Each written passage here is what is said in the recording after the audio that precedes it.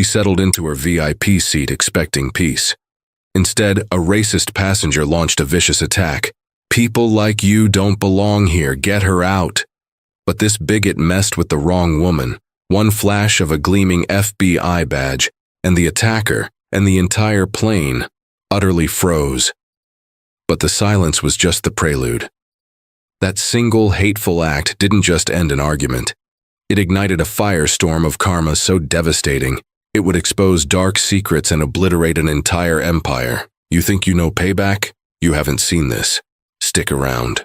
The hushed, exclusive atmosphere of the first-class cabin on Transcontinental Flight 305, service from JFK to LAX. It's mid-morning. The lighting is soft, ambient, casting a warm glow on the plush, cream-colored leather seats, each a spacious pod promising privacy and comfort.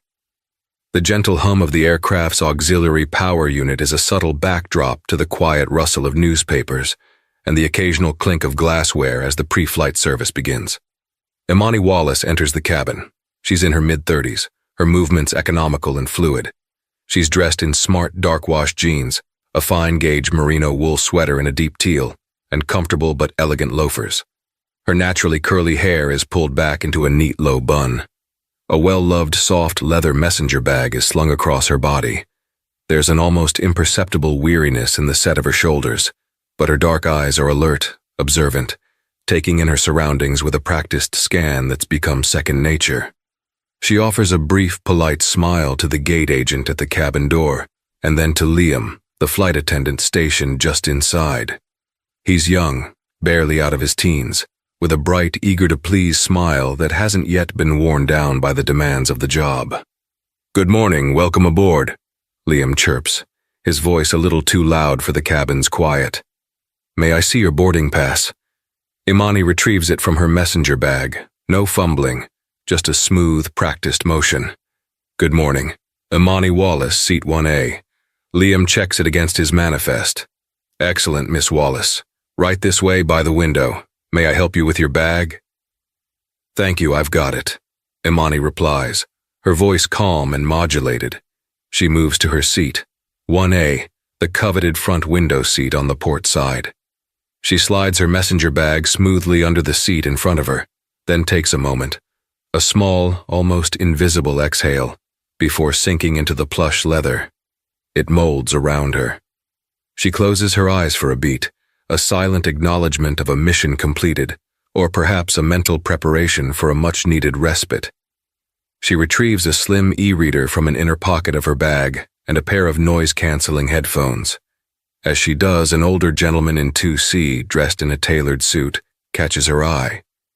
He offers a small, almost imperceptible nod, a flicker of shared understanding, perhaps recognizing a fellow traveler who values discretion, or maybe just acknowledging her composed demeanor. Imani returns a slight, polite inclination of her head before turning her attention to the window, watching the ground crew bustle below. She doesn't turn on the e-reader just yet, content to simply exist in the quiet anticipation of departure. Liam approaches. "Miss Wallace, may I offer you a pre-departure beverage? Champagne, orange juice, perhaps some water?" "Water would be lovely, thank you, Liam," she says, meeting his eyes with a gentle smile that makes him feel momentarily more competent. He scurries off, pleased. The cabin continues to fill slowly. The atmosphere is one of quiet privilege. Imani takes a sip of the water Liam brings, the coolness a welcome sensation. She finally switches on her e-reader, the title page of a dense historical biography appearing. She seems, for all intents and purposes, just another traveler looking to lose herself in a book for the next few hours. The quiet is abruptly disturbed by a new arrival. Beatrice B. Thorne makes her entrance. She's in her early 50s, blonde hair perfectly coiffed in a style that requires significant maintenance, her face a testament to expensive dermatological procedures. She's adorned in a brightly patterned silk caftan that billows around her, gold jewelry jangling on her wrists and neck, and designer sunglasses perched atop her head like a tiara. She's trailed by Liam, who struggles slightly with a large, ostentatious designer carry-on. "Do be careful with that, young man," Bee says, her voice sharp and carrying, slicing through the cabin's calm. It's practically a collector's item. Honestly, the lack of proper porters these days. She stops just past Imani's seat, her gaze sweeping the cabin with an air of someone inspecting property. Her eyes, magnified slightly by her prescription lenses, though she'd never admit to needing them for anything but fashion, land on Imani in 1A.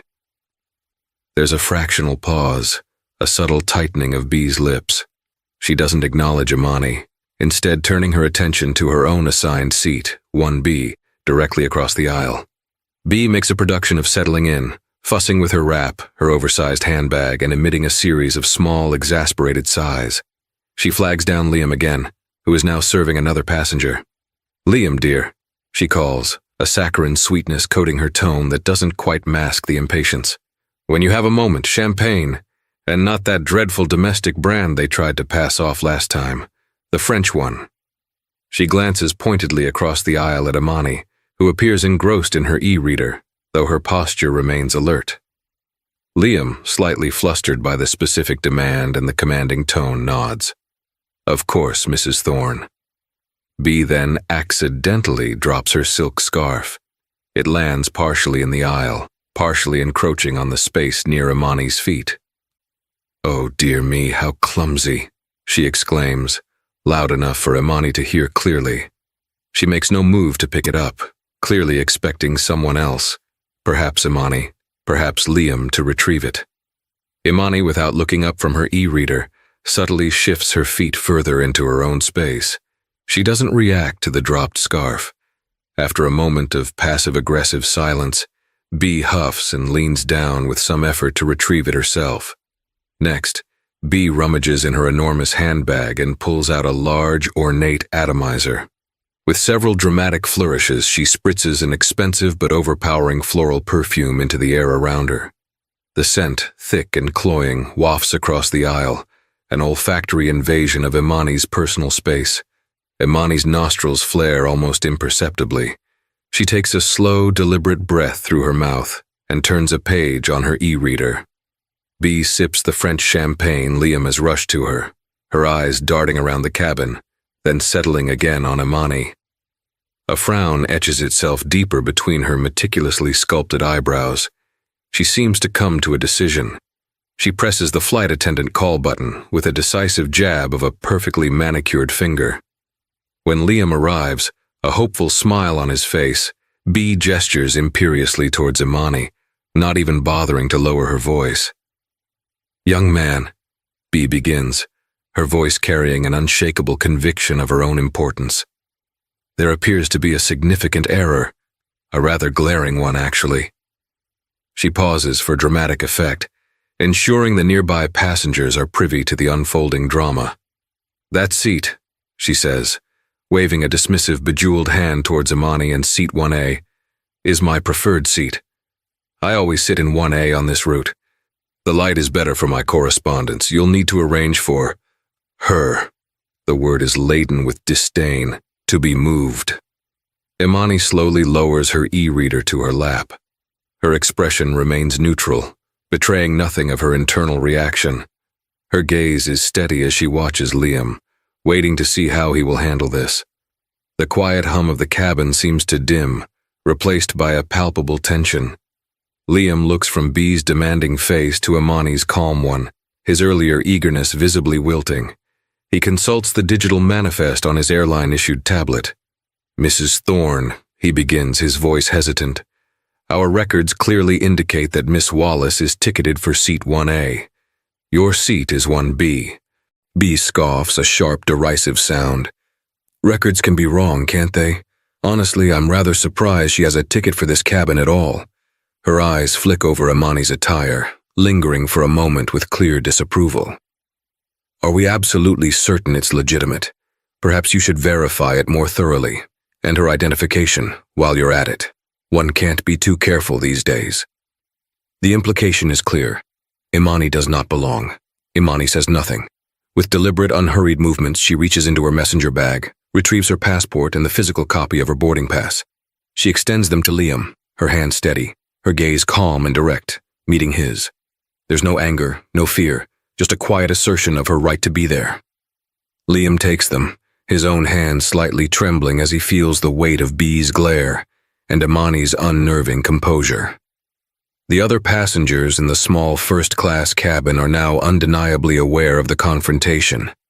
Some exchange uncomfortable glances, others pointedly look away, not wanting to be drawn in. The air is thick with unspoken judgment and the sour scent of B's expensive perfume. The stage is set. Liam, holding Imani's passport and boarding pass, looks from the official documents back to B. Thorne, then to Imani, a bead of sweat trickling down his temple despite the cabin's cool air. He clears his throat, the small sound amplified in the tense silence. "Mrs. Thorne," he begins, his voice betraying his discomfort. "As you can see, and as our system confirms, Miss Wallace's documentation is perfectly in order. She is correctly ticketed for seat 1A. He hands the documents back to Imani with a small, almost apologetic nod, as if he himself has caused an inconvenience. Imani accepts them with a gracious nod, her expression unreadable as she carefully places them back into her messenger bag. She doesn't look at B. B, however, is far from placated. Her carefully painted lips curl into a sneer. "In order.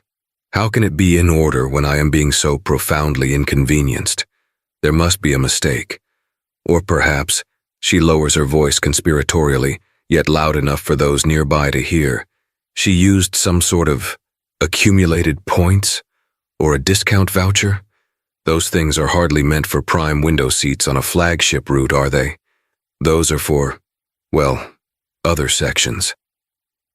The insinuation hangs heavy in the air, that Imani couldn't possibly afford such a seat through legitimate high-status means. Liam, desperate to defuse the situation, turns to Imani. His smile is strained. "Miss Wallace, perhaps, and this is only if you wouldn't mind, of course. But if there's another window seat available, perhaps you might consider—" He trails off, unable to continue under Imani's steady, unwavering gaze. It's not hostile, not angry, but it's clear, direct, and unyielding. Imani finally turns her head slightly towards Liam, though her eyes seem to encompass B as well. "Thank you, Liam," she says, her voice still quiet, yet each word is perfectly articulated, carrying the weight of finality. "As I believe I've mentioned, I specifically booked this seat well in advance, and I am quite comfortable here. I have no intention of moving." She offers no apology, no further explanation. None is needed. This calm refusal is like a lit match to B. Thorne's short fuse. Her face, already flushed, deepens to an alarming shade of crimson. "Comfortable!" she screeches, her voice cracking. "How dare you prioritize your comfort over a Platinum Diamond Super Elite member? This is precisely what I mean. The standards on this airline have utterly plummeted. It's an outrage, an absolute outrage." She is practically quivering with indignation. "People like you," she spits the words, her gaze sweeping over Imani with undisguised contempt, "shouldn't be making demands in first class. You should simply be grateful you're allowed on the plane, let alone in this cabin." Her voice rises further, drawing the attention of everyone in the small first-class section, and likely those just beyond the curtain in business class. "I know Jonathan Prentice," she declares, puffing out her chest. "The CEO of this airline? We golfed together at Oakmont. He will hear about this disgraceful incompetence, and he will most certainly hear about you," she finishes, pointing a trembling, bejeweled finger at Imani. The first-class cabin is now a theater of discomfort. Passengers in nearby seats visibly cringe. A woman in 2A pointedly raises her complimentary newspaper higher, attempting to create a flimsy barrier. Across the aisle, a man in a crisp business suit discreetly angles his phone, the small red recording light blinking almost imperceptibly. Liam, pale and looking utterly overwhelmed, wrings his hands. "Mrs. Thorne, please," he implores, his voice thin and reedy. "Let me get you another glass of your preferred champagne. Perhaps some warm cashews. We do have other lovely seats available. Seat 3B is also a window, though on the other side." He gestures vaguely, his attempt at placation falling flat. B waves her hand dismissively, nearly knocking the fresh glass of champagne he'd just placed before her. I don't want your wretched nuts or another seat. I want my preferred seat. Or I want her. She jerks her head towards Imani. Removed. She's making me feel threatened. Yes, that's it. B's eyes widen with a spark of malicious inspiration. She presses a hand to her chest in a parody of distress. Her attitude is incredibly aggressive. I feel unsafe. Throughout this tirade, Imani remains a portrait of preternatural calm. Her hands rest lightly on her e-reader in her lap. Her breathing is even. She observes B with a focused intensity, her dark eyes missing nothing, the slight tremor in B's hand, the exaggerated rise and fall of her chest, the way her voice cracks on the higher notes. It's the dispassionate observation of a professional, which seems to infuriate B even more than active resistance would. What are you, deaf? B shrieks, leaning further into the aisle, her voice now a harsh, grating thing. Or just plain ignorant. Don't you understand who I am, what I am saying? Imani blinks, slowly. I understand you perfectly, ma'am, she says, her voice still low and even, a stark contrast to B's shrillness. You are being loud, disruptive, and making baseless accusations. I would advise you to calm yourself. B's face contorts in fury at Imani's composed rebuke. Baseless? Baseless? How dare you? Are you all just going to sit there? She bellows, addressing the other silent passengers. And let this nobody disrespect me like this? This is utterly unacceptable. The perceived inaction of everyone around her, coupled with Imani's infuriating self-possession, seems to push B over an invisible edge. Her eyes narrow. With a grunt of effort and frustration, she fumbles with her seatbelt, unbuckles it, and rises unsteadily to her feet, cramped by the confines of the first-class pod. She takes a step into the narrow aisle, positioning herself directly opposite Imani, looming. You think you're so special, don't you? B snarls, her voice thick with malice, invading Imani's personal space, sitting there so smugly in my seat. Her scent, the overpowering perfume, is now almost suffocatingly close. Then she reaches out. Her hand, adorned with several large rings, snakes across the aisle, aiming to grab Imani's arm, or perhaps knock the e-reader from her lap. I'll get you out of that seat myself if this useless, incompetent airline won't do its damn job. The movement is clumsy, fueled by rage rather than grace, but it is undeniably an attempt at physical contact. This is the line. Imani moves. It's not a large movement, but it's swift, economical, and precise. As B's hand lunges, Imani subtly shifts her upper body back into the side, causing B's grasping fingers to swipe through empty air. Simultaneously, Imani's left hand comes up, not to strike, but to form a calm, firm barrier, palm open, halting B's momentum inches from her arm. There's no aggression in the block, merely an undeniable stop. Her voice, when she speaks, is still remarkably low, but now it carries an undeniable edge of chilled steel. Ma'am, Imani says, her eyes locking onto B's, I strongly suggest you return to your seat. Immediately.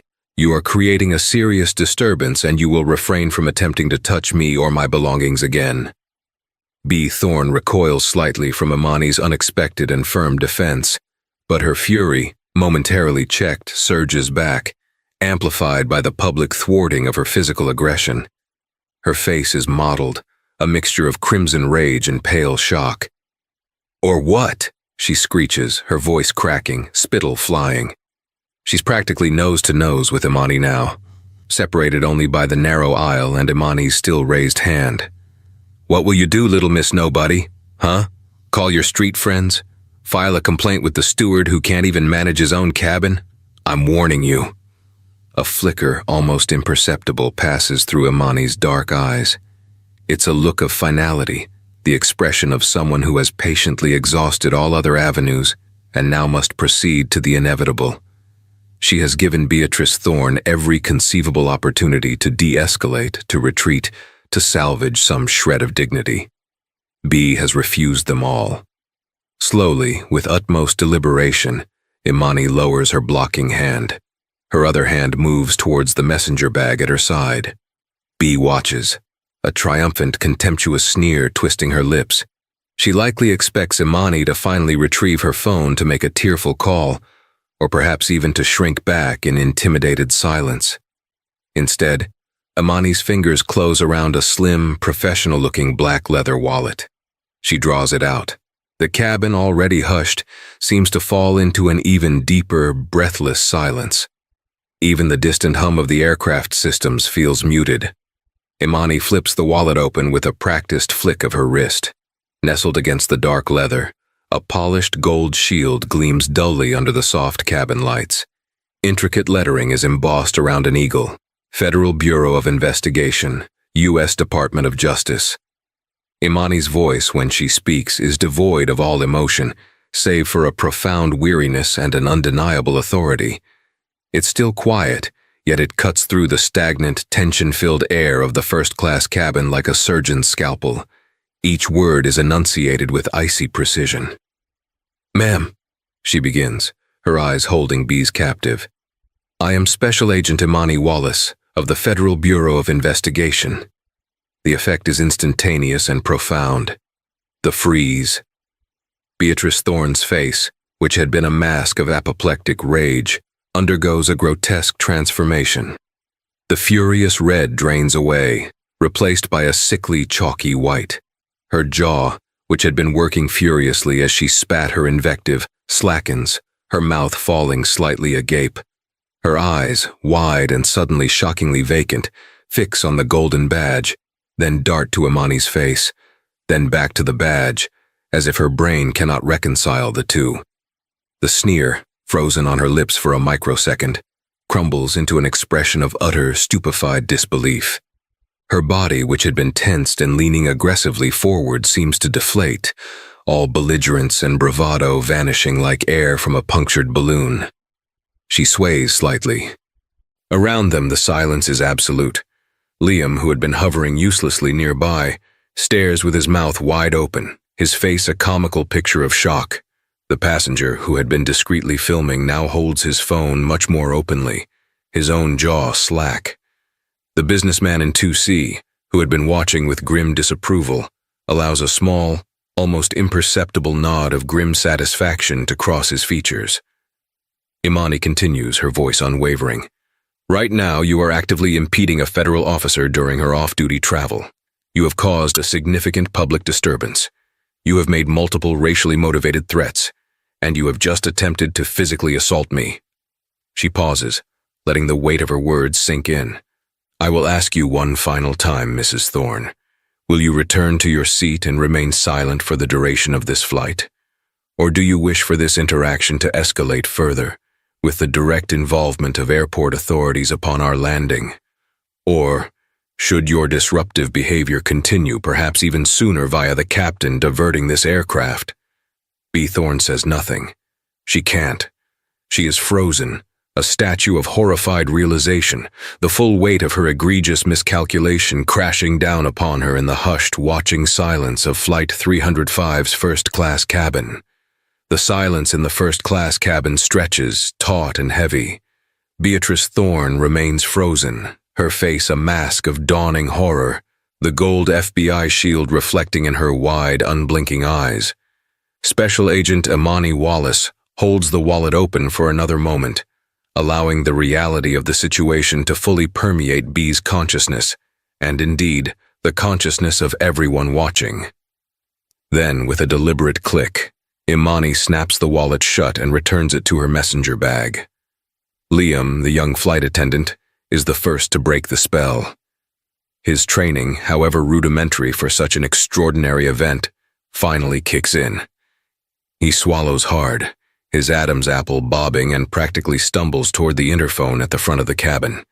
His whispered conversation is urgent, filled with phrases like, "Special Agent Wallace, FBI, severe passenger disturbance, requesting captain immediately." A few agonizingly long minutes pass. B. Thorne seems to shrink into herself, her earlier flamboyance utterly extinguished. She sinks slowly back into her seat, 1B, her movements stiff and jerky like a broken automaton. Her eyes remain fixed on Imani, no longer with contempt, but with a kind of terrified awe. The other passengers exchange hushed whispers, their initial shock giving way to a buzz of anticipation.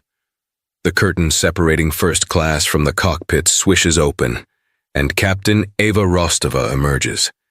She's a woman in her late 40s, her uniform immaculate, her demeanor calm and authoritative. Her gaze sweeps the cabin, taking in B's deflated form, Liam's anxious hovering, and Imani's composed stillness. She approaches Imani first. "Special Agent Wallace?" Captain Rostova asks, her voice even and professional. "Flight attendant Liam has informed me of a serious disturbance. Could you please apprise me of the situation?" Imani nods, her expression serious. "Captain Rostova," she begins, her voice clear and concise, recounting the events from B. Thorne's initial demands to the racist tirade, the false accusations, and finally, the attempted physical contact. She delivers the facts without embellishment, her tone neutral yet firm. As she speaks, the passenger in the business suit who had been filming discreetly offers a quiet, "She's absolutely right, Captain. I saw and heard the whole thing. It was disgraceful." Another passenger, an older woman, murmurs her agreement. Captain Rostova listens intently, her eyes occasionally flicking towards B, who now seems to be trying to make herself invisible. When Imani finishes, the captain turns her steely gaze upon Mrs. Thorne. B, finally finding her voice, though it is now a mere shadow of its former stridency, begins to stammer. "Captain, it was all a terrible misunderstanding. I was simply overtired. I didn't mean, I had no idea she was—" She gestures vaguely towards Imani. "I wouldn't have, if I'd known." The implication that her behavior would only change based on perceived authority, not basic decency, hangs damningly in the air. Captain Rostova cuts her off, her voice leaving no room for argument. "Mrs. Thorne, your behavior, as described by Special Agent Wallace and corroborated by other passengers, is entirely unacceptable on this or any other flight. It constitutes a significant disturbance and poses a potential safety concern. Regardless of Special Agent Wallace's profession, your conduct towards another passenger has been appalling." She pauses, then delivers the verdict. "You will be removed from this aircraft. We will be returning to the gate." A low gasp escapes B. "No, you can't, please. I apologize. I deeply apologize to the agent, to everyone." Her eyes dart around wildly, seeking an ally, finding none. The quiet efficiency of the flight crew returning the aircraft to the gate is a stark contrast to B. Thorne's mounting panic. The gentle reverse thrust of the engines, the slow taxi back along the tarmac, each moment stretches B's agony. She begins to weep, not quiet tears of remorse, but gulping, hysterical sobs of self-pity and fear. "You can't do this to me," she wails, her voice cracking, attracting stares from ground crew visible through the windows. "Do you have any idea who my husband is? Arthur Thorne of Thorne Industries. He's a very, very important man. He'll sue this entire airline into oblivion. He'll have your jobs, all of you." Imani, who has been observing the unfolding scene with quiet detachment, feels a subtle internal click at the mention of the name Arthur Thorne and Thorne Industries. It's not a prominent name in any of her active cases, but it hovers at the periphery of a large, complex, white-collar crime investigation her unit has been slowly building for months. An intricate web of shell corporations, suspected high-level tax evasion, and whispers of offshore accounts. Arthur Thorne's name had appeared on a list of minor shareholders in a subsidiary, a connection deemed too tenuous to pursue actively at the time. Just a loose thread. Until now. Imani's expression doesn't change, but she mentally files the name, the company, and his wife's current unraveling state. A person under this much public scrutiny, whose spouse is exhibiting such erratic behavior, might make mistakes. Or perhaps their current financial situation wasn't as stable as their public persona suggested. Meanwhile, the passenger in the business suit, seeing the drama escalate, ensures his phone is still recording, now less discreetly. He quickly types a caption, Racist VIP Karen meltdown after trying to oust FBI agent from seat. Airline kicks her off. #FBKaren #. Flightmare # instant karma. He hits upload just as the plane docks. The video, shaky but damningly clear, begins its journey into the digital ether. The soft chime indicating the plane is parked at the gate sounds unnaturally loud. The jet bridge slowly connects. A moment later, 2 uniformed airport security officers and an airline ground supervisor step into the first-class cabin. Their faces are impassive, their presence imposing. "Mrs. Beatrice Thorne?" one of the officers asks, his voice polite but firm. B's wails intensify. "No, please, don't do this. It's a mistake." She clings to her armrest, a picture of abject humiliation. The officers gently but firmly disengage her grip, taking her by the arms. She offers little physical resistance now, her fight draining away into pathetic sobs as they escort her from her seat, past Imani, to whom she doesn't dare lift her eyes, and down the aisle.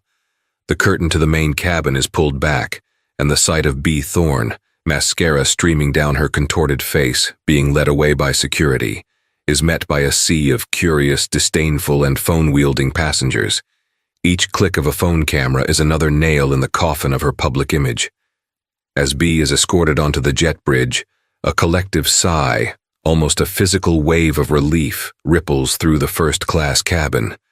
Liam looks shaken but also visibly relieved. Captain Rostova steps forward. "Special Agent Wallace," she says, her voice filled with sincere apology. "On behalf of Transcontinental Airlines, I offer our most profound apologies for the distress and inconvenience you experienced.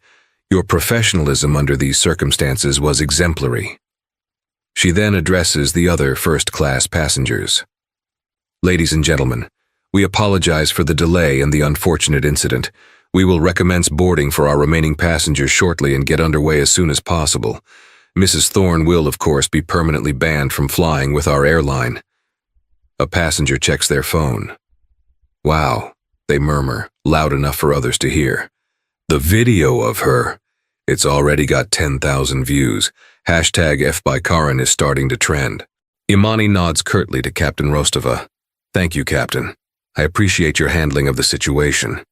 She settles back into her seat, 1A, the prized window seat, finally able to anticipate a few hours of peace, though her mind is already quietly processing the potential implications of Arthur Thorne's name. The sterile silence of the VIP airport lounge, where B. Thorne had been temporarily deposited by airline staff after being escorted off the plane, was a stark contrast to the cacophony now erupting on her smartphone. She'd initially been too numb, too humiliated to even look at it. But as the adrenaline wore off, replaced by a creeping dread, she'd forced herself. The video was everywhere, multiple angles even. The one from the businessman in 2C was the clearest, his phone steady, capturing her screeching face, her spittle-flecked diatribe, Imani's preternatural calm, and the stunning, terrible reveal of the FBI badge. Then came her undignified removal, mascara streaking her blotchy face. The comment sections were a viper's nest of derision, disgust, and gleeful mockery. #FBKaren, #FlightmareB, #Karma is a badge, the hashtags multiplied like locusts. Her initial attempt to call her husband Arthur had gone straight to his voicemail. He was in critical all-day board meetings for Thorne Industries, she remembered with a fresh stab of panic. How would she explain this? By the time she arrived home via a discreet car service, the airline had at least arranged that, eager to be rid of her. The first calls were already coming in. Clarissa from the Children's Hospital Foundation Board, her voice like chipped ice. "Beatrice, I'm sure you understand. Given the unfortunate publicity, the board feels it best you tender your resignation. Immediately. Click." The anemic apology her hastily engaged PR consultant, a cut-rate one, as her usual high-powered firm suddenly found themselves overcommitted, had drafted and released was torn to shreds online as insincere and victim-blaming. Paparazzi, smelling blood, began to camp outside the gates of their Greenwich estate.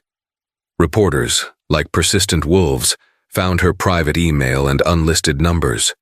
Her carefully curated world of charity luncheons, exclusive club memberships, and fawning acquaintances evaporated within days. Invitations were rescinded with curt, formal emails. Friends she'd known for decades suddenly had full social calendars or were traveling indefinitely. The silence from her social circle was more damning than any public outcry. B wandered the opulent, echoing rooms of her mansion, a prisoner in her own gilded cage. Sleep offered no escape, her nights filled with replays of Imani's calm, unwavering gaze and the glint of that terrible gold shield. Each morning, she'd wake to a fresh wave of nausea, the dawning, sickening realization that this nightmare was her new reality. Arthur, when he finally returned and was apprised of the full extent of the viral catastrophe, was apoplectic, not with sympathy for her, but with cold fury at the damage she had inflicted upon his reputation, his company's image. Thorn Industries' stock had wobbled, shedding a few points, a minor tremor, but one that had the board demanding explanations and reassurances. The chill between B and Arthur deepened into a glacial rift. Special Agent Imani Wallace sat in the cool, fluorescent-lit confines of a secure conference room at the New York field office. The airline incident had necessitated a brief formal report from her end, mostly for internal documentation given her status as a federal officer involved in a public disturbance, however passively. It was filed and, she assumed, forgotten by the bureaucracy. She was now in a routine weekly strategy meeting for Operation Prometheus, the ongoing, sprawling investigation into sophisticated financial crimes. Lead agent David Miller was outlining the latest frustrating dead ends in tracing illicit asset flows through a particularly opaque network of offshore shell corporations. One such entity, Phoenix Holdings, had long been a subject of mild interest, a name on a list of suspected conduits, but with insufficient direct evidence to warrant deeper allocation of already stretched resources. When Miller paused for breath, Imani leaned forward slightly. "Dave," she began, her tone measured and professional, "regarding Phoenix Holdings, the name Arthur Thorn or Thorn Industries hasn't surfaced with any notable connection there beyond minority shareholding." Miller frowned, tapping a pen against his notes. "Thorn? Not significantly. We know he's a player, obviously, but Phoenix always seemed like small potatoes for his scale of operation. Why do you ask, Wallace?" Imani recounted briefly and objectively the incident on Flight 305 involving Beatrice Thorn. She detailed B's public meltdown, her vociferous, almost hysterical claims about her husband's power, his litigious nature, and his expectation of absolute deference. Mrs. Thorne's behavior was exceptionally erratic, Imani concluded, exhibiting a profound lack of judgment and control. It struck me that if this level of instability is present within the immediate family, and given the sudden, intense, and very negative public scrutiny they're now under, Mr. Thorne himself might be feeling significant pressure. Individuals under such duress sometimes make uncharacteristic financial moves, become less cautious, or lean more heavily on previously dormant assets or networks. Phoenix Holdings might be worth a slightly more focused look, just in case the current situation is causing any ripples in their usual patterns. There was a moment of silence. Some of the other agents looked intrigued. Miller stroked his chin, his eyes narrowed in thought. It was unorthodox, linking a viral social media meltdown to the complex, sterile world of financial crime. But Imani had a reputation for meticulous observation and connecting disparate dots. The wife blows a gasket on a plane, and you think the husband might get sloppy with his offshore accounts?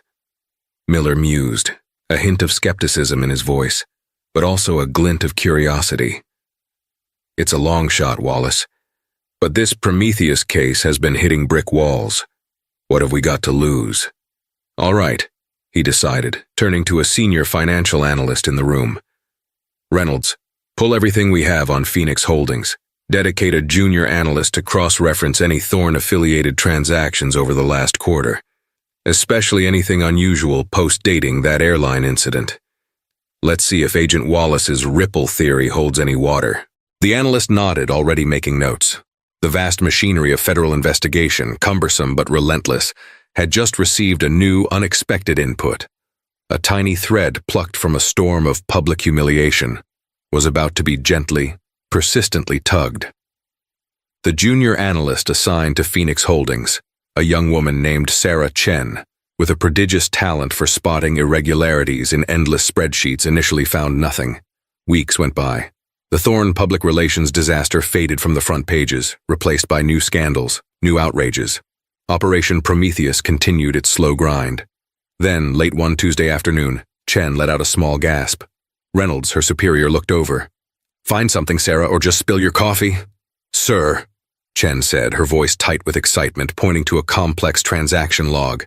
"Phoenix Holdings, a series of wire transfers initiated 3 weeks after the airline incident. Large sums moved from Phoenix through 2 previously dormant shell companies in the Cayman Islands, then into a newly established trust in Liechtenstein. The amounts are disguised as capital investments, but the documentation is sloppy, rushed. Different signatory names than usual on the Phoenix side. Names that trace back to Thorne's personal attorneys, not the usual corporate officers." Reynolds leaned in, his own eyes widening as he followed the digital trail.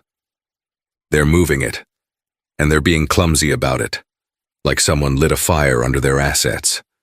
The ripple Imani had theorized was becoming a wave.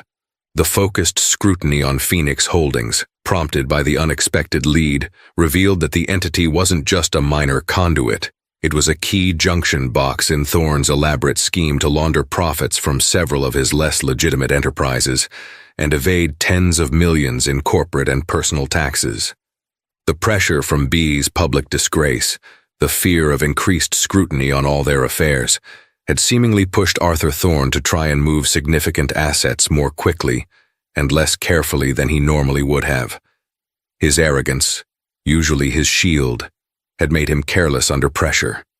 The investigative team, re-energized, dug deeper.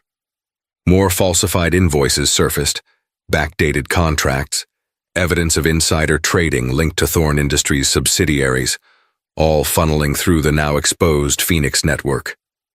The painstaking work of forensic accountants and seasoned agents began to paint a detailed, damning picture of a criminal enterprise far larger and more audacious than they had initially suspected. The quiet hum in the Prometheus team's section of the office grew into a focused, determined buzz. They were close. The pre-dawn air was cold and damp. Special Agent Imani Wallace, though not part of the primary arrest team for Operation Prometheus, her role had been catalytic rather than central to the financial nitty-gritty, stood at a secure FBI staging area, observing the tactical teams prepare. She had been asked to be present at the command post due to her initial unconventional link to the case's breakthrough. Simultaneous raids were planned.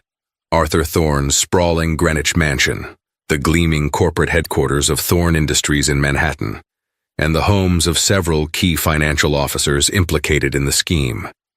At precisely 6 a.m., as the first pale light of dawn touched the sky, the teams moved. At the Thorne estate, the iron gates were breached. FBI agents, clad in tactical vests, swarmed the manicured grounds. Arthur Thorne, roused from his sleep by the commotion, appeared at the top of his grand staircase in silk pajamas, his face a mask of bewildered disbelief as agents presented him with a warrant. His blustering attempts at indignation quickly crumbled into stunned silence as he was informed he was under arrest for multiple counts of wire fraud, mail fraud, money laundering, and conspiracy to defraud the United States.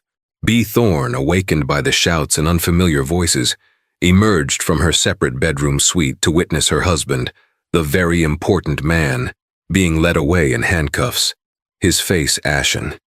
The foundation of her world, already severely cracked, shattered completely. She sank to the floor, a keening, animalistic sound of pure despair escaping her lips as agents began the methodical process of searching the mansion, tagging assets for seizure, the artwork, the jewelry, the luxury cars, all fruits of a poisoned tree. Similar scenes played out at Thorne Industries and the homes of his co-conspirators. Boxes of documents, computer servers, and other evidence were seized. Later that morning, at a packed press conference, the U.S. Attorney, flanked by ASAC David Miller and other stern-faced officials, announced the indictments. The scale of the fraud was staggering, running into the hundreds of millions of dollars. The headlines were seismic, dominating every news cycle. Corporate kingpin Arthur Thorne arrested in FBI dawn raids. Thorne Industries at center of massive fraud probe. From society pages to cell block, the downfall of the Thornes. The assets of Arthur and Beatrice Thorne, and those of Thorne Industries directly implicated in the fraud, were frozen by court order. The empire built on deceit and arrogance was crumbling to dust, its ignominious end triggered in the most bizarre and unforeseen way by an ugly display of racist entitlement at 30,000 feet. Karma, in its inexorable and often ironic way, had delivered its hard, comprehensive, and devastating blow. Several months have passed since the arrests of Arthur and Beatrice Thorne. The legal machinery has been grinding away, indictments handed down, assets meticulously catalogued and seized, preliminary hearings scheduled. Imani Wallace is on a long-haul flight to an international law enforcement conference in Vienna. It's late, the cabin lights dimmed. Most passengers are asleep. She has a window seat, the vast, star-dusted darkness outside mirroring the quiet space for reflection within. Imani isn't actively seeking news of the Thornes.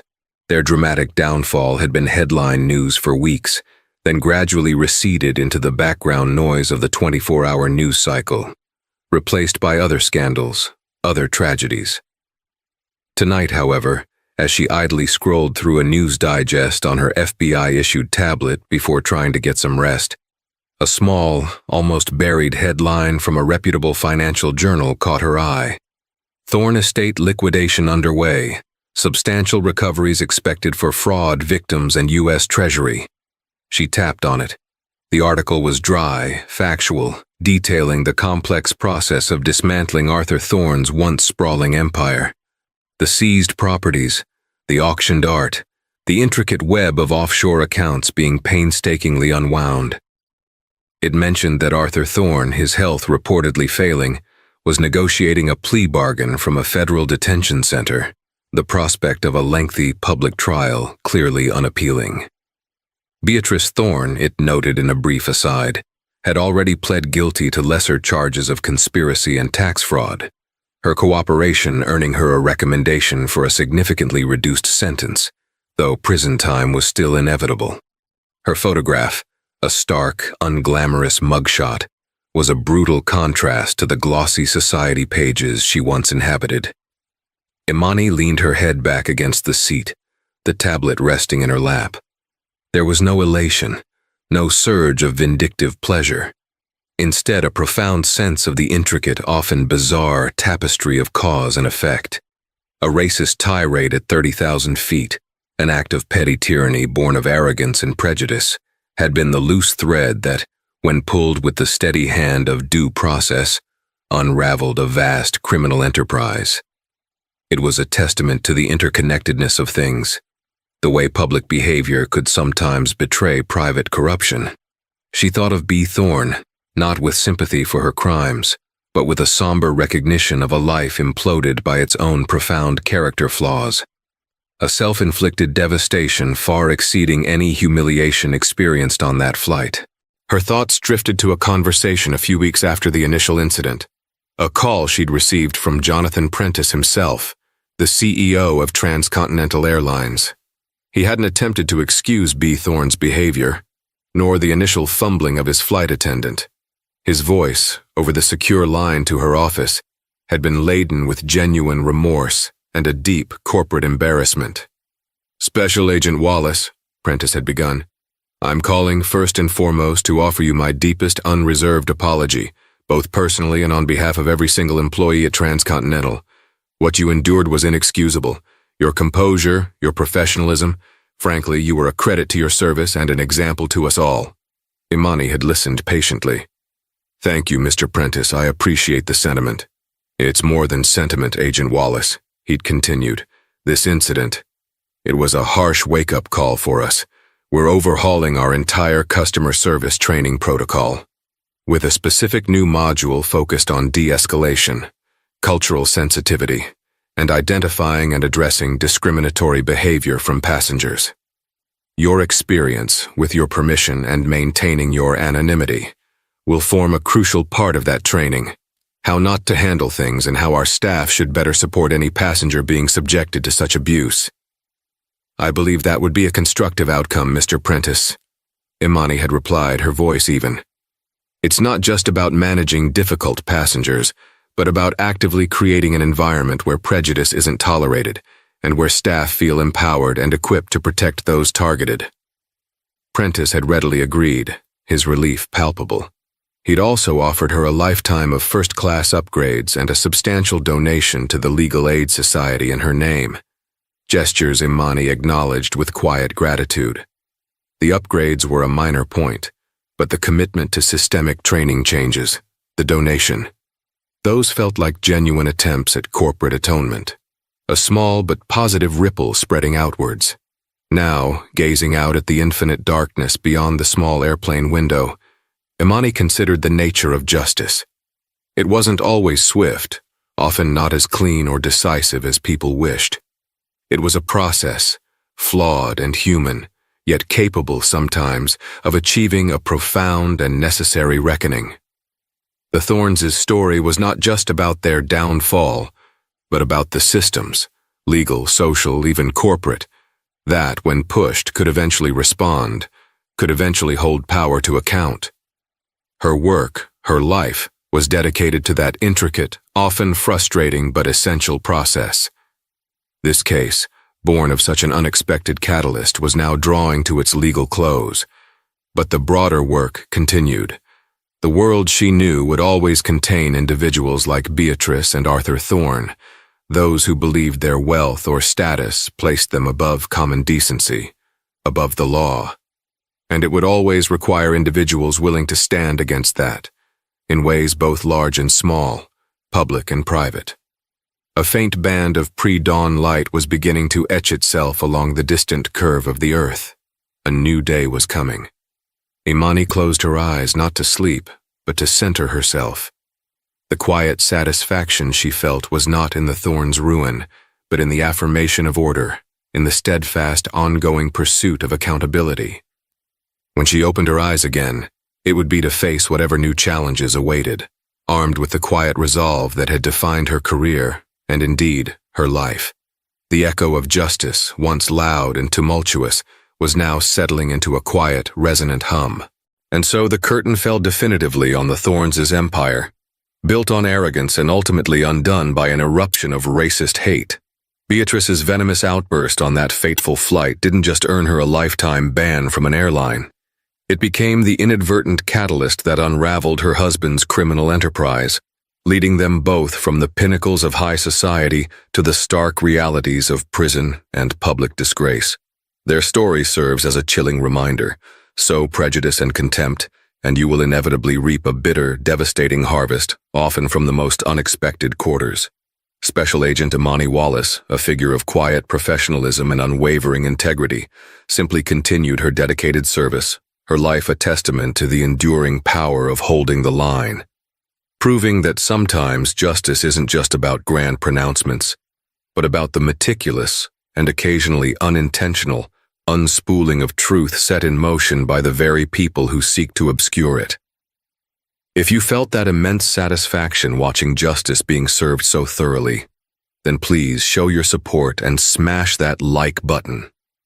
And if you love stories like this, where entitlement clashes with hidden strength and karma doesn't just knock, it kicks the door down, then make sure you subscribe to the channel right now and ring that notification bell. We've got so many more incredible stories of shocking reveals and satisfying takedowns coming your way, and you won't want to miss a single one. What was your favorite moment of this entire takedown? Let us know in the comments below. Thanks for watching, and we'll see you in the next story.